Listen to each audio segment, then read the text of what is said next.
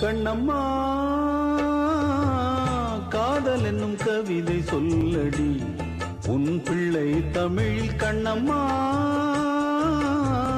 காதல் என்னும் கவிதை சொல்லடி.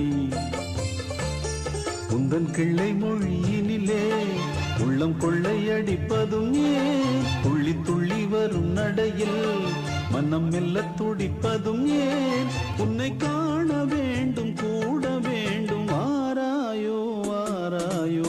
கண்ணம்மா